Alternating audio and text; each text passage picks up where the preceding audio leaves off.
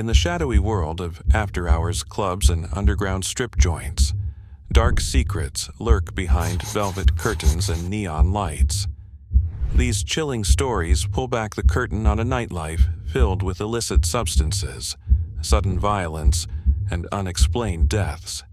From shocking shootings to mysterious accidents that left investigators baffled, these real-life nightmares expose the terrifying consequences of a world built on temptation and danger.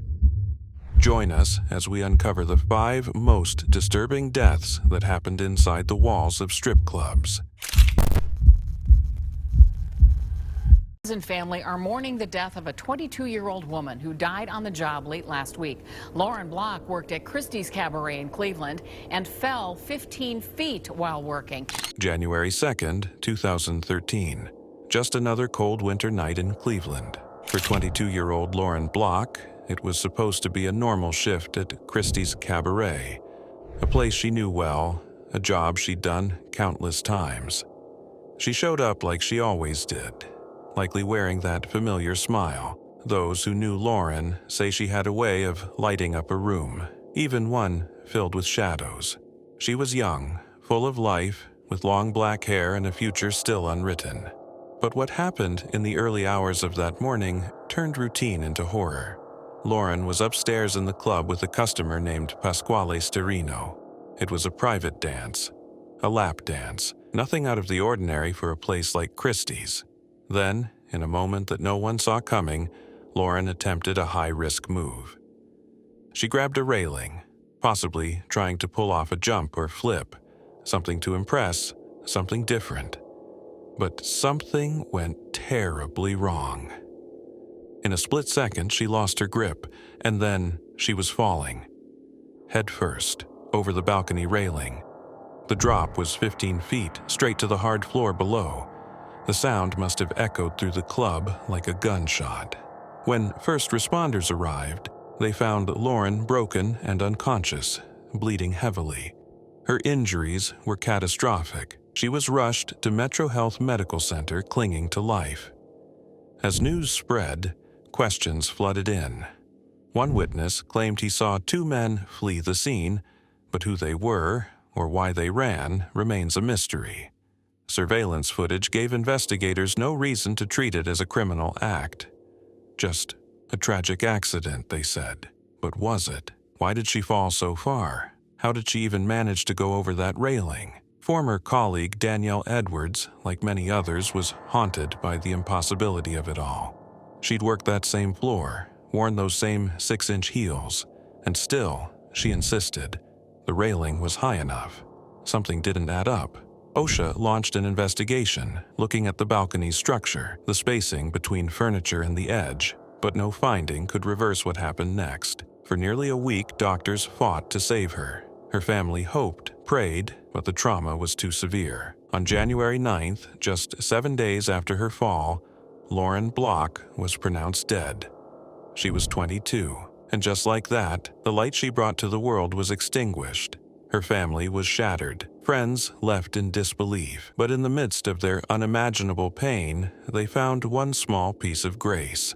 Lauren had been an organ donor. In death, she would save lives.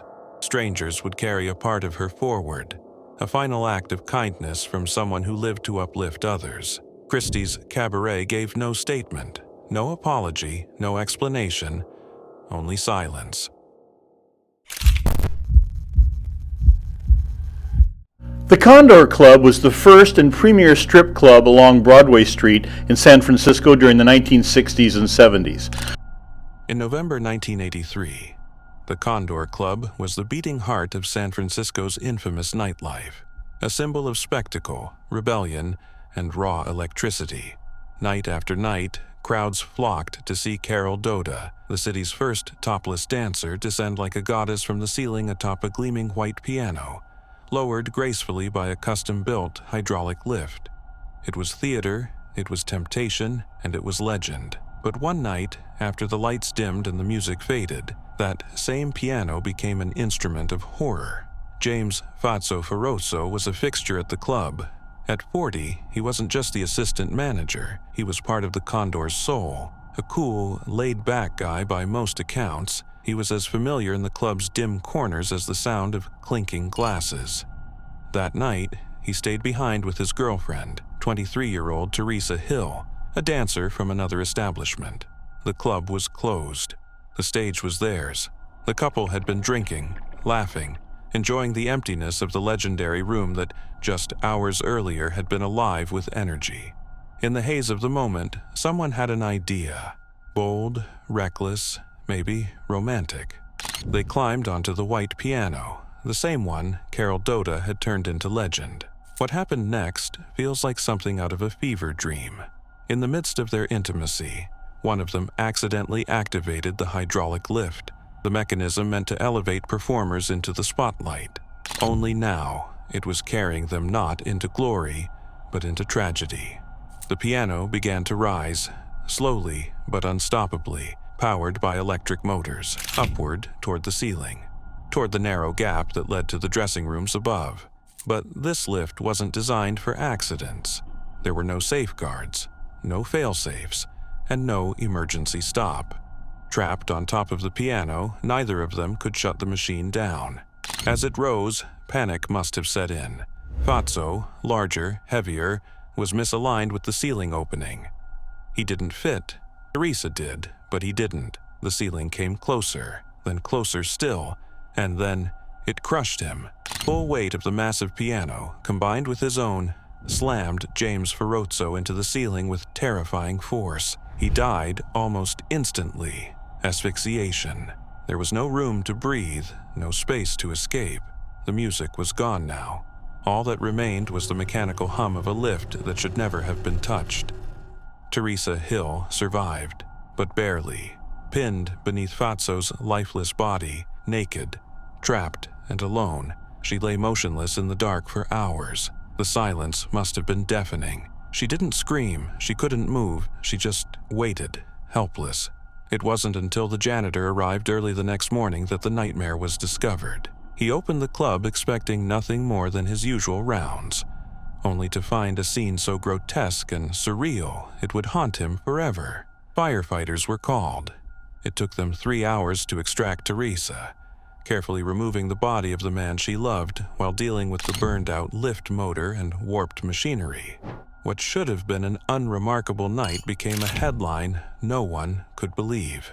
The city was stunned. This wasn't just a freak accident. It was a myth undone. The same piano that had helped turn the Condor Club into a cultural touchstone had become the instrument of death. Whispers began almost immediately. Dancers at the club questioned how it even happened.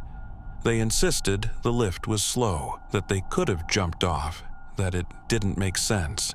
Teresa Hill was left with more than just physical trauma. She now carried the memory of a night that spiraled out of control in the most unimaginable way. A night that started with flirtation, freedom, and a touch of rebellion, and ended in death, pinned between steel and fate. His name was Mark Cox. He was 36. He died from alcohol poisoning after visiting the Wild nightclub in Krakow with a friend. Now, it's alleged he was forced to drink 22 shots there. In October 2017, Mark Cox, a 36-year-old man from Loftus, North Yorkshire, packed his bags for what was supposed to be a carefree escape. Just a short trip with his friend, Steven Skiba, a couple of single guys heading to Krakow, Poland, looking to unwind, blow off some steam, maybe drink a little, laugh a lot, and come home with some good stories. But Mark never made it home. Those who knew him remember that Mark worked hard, pulling extra shifts just so he could enjoy his time off even more, usually to watch his beloved Leeds United with his dad Graham. That's what makes what happened in Krakow so gut-wrenching. The first night, Mark and Steven were cautious. They knew Krakow had a reputation. Pickpockets, scams, tourist traps with sharp teeth. They carried only enough cash for the evening and found themselves at a place called Wild Night. The name should have been a warning. Even before they finished their drinks, red flags were waving. Staff wouldn't stop pushing them. More drinks, more time, more money. Steven didn't feel right. His head was spinning. He suspected his drink had been tampered with. They left quickly, but the next night they went back. It's easy to wonder why. Maybe they thought the first visit was just bad luck. Maybe they felt silly being paranoid. Maybe Mark didn't want his holiday to end on a sour note, and Stephen, not wanting to disappoint his friend, agreed to try again. That decision would cost Mark his life. They wandered Krakow's cobbled streets, the kind that seem charming by day but become a maze of shadows at night. Eventually, they ended up at Wild Night again. The pressure started the moment they stepped through the door. This time, they were separated, led to different booths, different paths, and everything spiraled from there. Stephen noticed something wasn't right immediately. Patrons were stumbling out of the club, confused, disoriented, some even warning him outright. They're robbing people in there. Alarmed, Stephen left and flagged down a police car. But instead of help, he got laughter. The officers mocked him, then drove off. A nearby shopkeeper, seeing his panic, said something chilling. Those police? They're part of the mafia. With dread in his stomach, Stephen ran back inside to find Mark, but bouncers blocked him. They insisted he stay, buy more drinks, relax. They grinned as they denied him access to the back. He pushed, pleaded, but they wouldn't let him through. Then everything turned to chaos. 2 dancers bolted from the back, shouting. Paramedics rushed in. Stephen's heart dropped. He couldn't see who they were trying to save, but he knew. Something in him just knew. Club staff told him everything was fine, a misunderstanding. But when he asked again, a bouncer laughed and sneered, "Your friend is dead." Mark Cox had been forced to drink. Not a couple of shots, not a bottle. 22 shots of alcohol in rapid-fire succession. That volume would kill nearly anyone. His blood alcohol content was at least 4%, lethal. He'd begged them to stop, but they wouldn't. They made him drink. And when his body gave out, when he collapsed, no one helped. Instead, they took his wallet, about 420 pounds. Then they let him die. Stephen watched as emergency crews worked on Mark's body. There was no more laughter now, just silence. Back in the UK, the news shattered everything. For Mark's family, it felt impossible. His sister Samantha couldn't comprehend how her vibrant, full-of-life brother was gone. Not in a car crash, not from illness, but from a predatory scheme run out of a strip club pretending to offer fun while preying on unsuspecting tourists. Polish authorities launched an investigation, and what they uncovered was monstrous. Wild Night wasn't just a shady bar. It was part of a sprawling criminal network. Club owners, staff, and others working together to entrap tourists. They spiked drinks, forced shots, drained bank accounts. In some cases, they even tricked victims into taking out loans to cover fake debts. Over 700 charges were filed. Arrests were made. But none of them have been held directly responsible for Mark's death. For his family, justice remains as out of reach as the man they lost. Samantha and her loved ones have fought for answers, for accountability, for closure. Instead, they've been left with silence, with vague promises, with nothing that can bring back the man they loved. Gunmen have opened fire on a notorious South Melbourne strip club.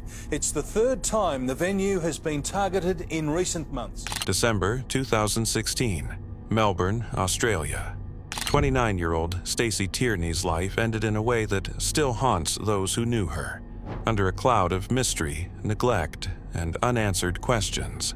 Originally from Withington, Manchester, Stacy had traveled halfway across the world, chasing a dream.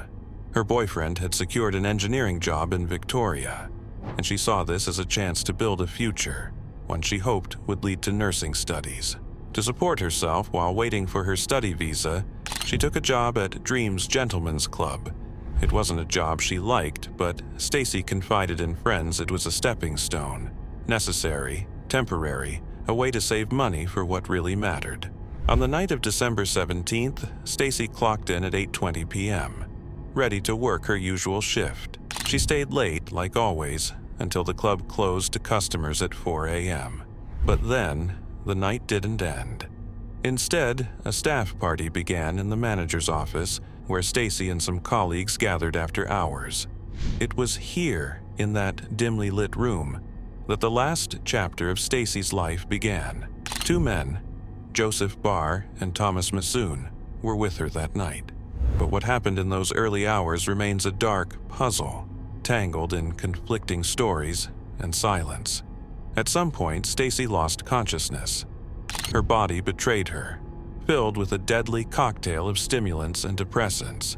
How she ended up with those substances in her system, who gave them to her, and why no one stepped in remain chilling mysteries. Between 5:30 and 6 a.m., Joseph Barr sent a message to the bar manager. He said Stacy was unresponsive and that he didn't know what to do, but no one called for help. No one came to her aid. Time slipped by mercilessly.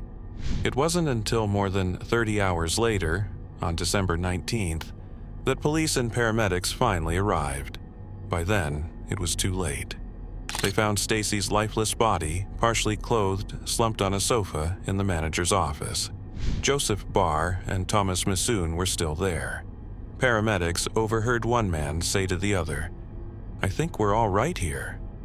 Those words hung in the air like a dark confession, an eerie admission that they knew something was wrong, but chose to stay silent.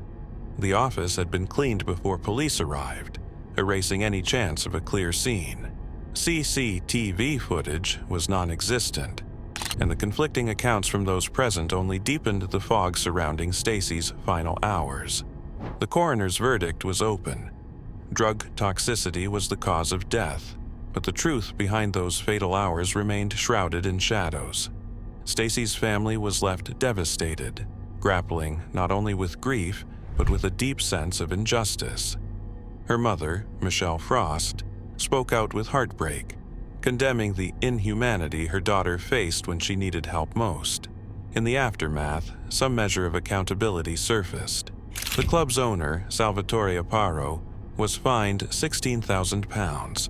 The Victorian Gambling and Casino Control Commission took disciplinary action, and Stephen Kiraku, the club's general manager at the time, was banned from managing licensed premises for a year. Yeah, you're good. We're good. We're good. They're just going to be coming this way. They're just going to be coming this way. In the early hours of October 15th, 2023, chaos exploded outside a pole dancing studio nestled in Manhattan's Flatiron District. Screams pierced the night as people fled the scene, some half-naked, others desperate to escape a nightmare unfolding inside. Amid the panic, a man named Stephen Mington lay dead. Stephen wasn't just any man, he was a Harlem resident with a troubled past that haunted him like a shadow. Earlier that year, he'd been convicted on federal bank fraud charges, and before that, had brushes with the law over substance distribution. Yet, those who knew him spoke of a different side, a man trying to turn his life around, a man they called good despite the mistakes. But Stephen's final moments were sealed in a place where darkness thrived beneath the surface. By day, Foxy Fitness and Pole Training Studio appeared innocent enough, offering pole dancing classes and fitness routines. But when the sun dipped below the skyline, the studio shed its daytime guise and transformed into a den of unregulated chaos. Loud music thumped through the walls, underage drinking flowed freely, and illicit activities painted a dangerous picture far removed from the studio's official purpose. Neighbors had been sounding alarms for months. Complaints flooded in about noise, illegal drinking, and shady after-hours parties. Police had visited before, issuing warnings and citations, but nothing stopped the studio from continuing its dangerous double life. That fateful night, the simmering tension finally boiled over. Details are still murky, but during one of these illicit gatherings, a violent dispute erupted. In the blink of an eye, a gunshot rang out. Stephen Mington was struck in the head, collapsing in the dimly lit stairwell where the remnants of the party still flickered. Strobe lights pulsing, a stripper pole looming nearby. Witnesses described a scene torn apart by panic, people running, stumbling, some half-dressed, desperate to vanish from the nightmare they'd just witnessed. Police arrived swiftly, but the damage was done. Stephen was pronounced dead at the scene, his life extinguished in a place where danger had long lurked unnoticed. The building's history was a testament to the blurred lines between fun and felony. Months of violations, countless complaints, and a blatant disregard for permits had turned Foxy Fitness into a ticking time bomb. Yet, despite the warnings, no decisive action had been taken to shut down the operation. Now, the investigation drags on. No arrests have been made. The suspect remains at large.